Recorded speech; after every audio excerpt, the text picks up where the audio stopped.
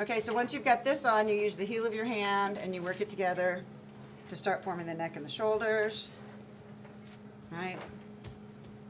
Then I'm going to turn it sideways. I'm going to decide which way looks like it could present forward versus back, or which side's a little bit higher. I would say this side's a teeny bit higher, so I'm going to use that as the back of the head. Because I still do, even though the ball of the head's going to sit up here, the neck goes up to it. So I'm going to extend this up just a little bit in the back, leave the other one a little bit lower in the front. Now this one, like I said, you can do it at about a ratio of 2 to 3. You can do it with the wire, you can pinch it. It's really not that hard. Okay, so now one side's a little bit bigger than the other. The long side is which? The face, yep. And the back is the ball of the head. So then I come over here and I try to imagine where this could line up, right? And I kind of get a feel for it and I just stick it together. Okay, it takes a little bit of oomph to stick it, right? But I just take it and I slam it together. Once it's together, again, I use the heel of my hand and I want to start rounding it. Okay, I'm going to round this forward, this back. Remember, always the clay, you've got to knit both sides together. Okay, so it's already going to start to look a little bit humanoid, but it's got kind of a big old block chin right now. Right? And you can see how it's kind of narrow and long, but I haven't worked this together yet. I'm going to bring this back, work this down.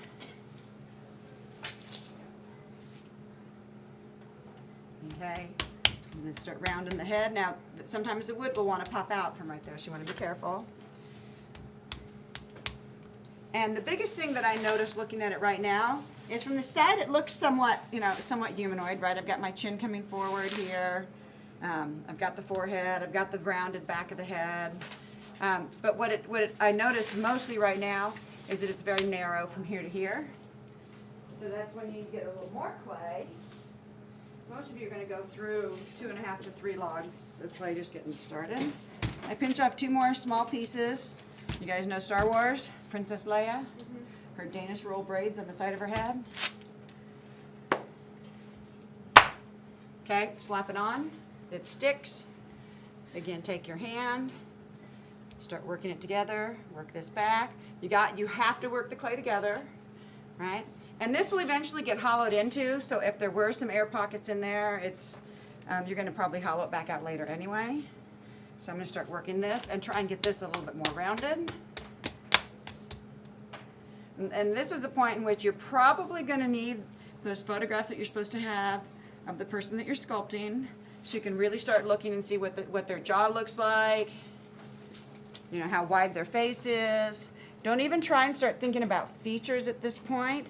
You want to get the overall shape of the head. First and foremost, you want to get the overall shape of the head to look as much like your person as you can.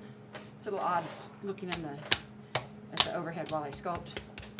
But, okay, so once you've got that, where it's starting to look somewhat humanoid, then you can start, like I said, working a little bit more on trying to figure out the features and everything, and we're not going to go forward with them at all, except to know that your eyes are in the middle of your head. Most people think they're high in the head. They are not. They're high in the face. All right, but if you measure from your tear duct to your chin, and then from your tear duct to the top of your head, most people's eyes are right in the middle. Occasionally they're a teeny bit high, like if you have a small chin, or if you have an overly large jaw, that can happen. But if you take a pencil, like I can take a pen, and I can put it, let's see if I can show it in here, at my tear duct, and then at my chin. I have to stop talking to do it. I'm going to pinch it down here at my chin, and then I move it up, pretty much the top of my head. So the eyes are in the center of your head. They're high in your face because your hairline comes down, okay? So when you start trying to think about where the eyes are going to go eventually, they are going to fit somewhere right in this area. So again, we'll work on more of this later.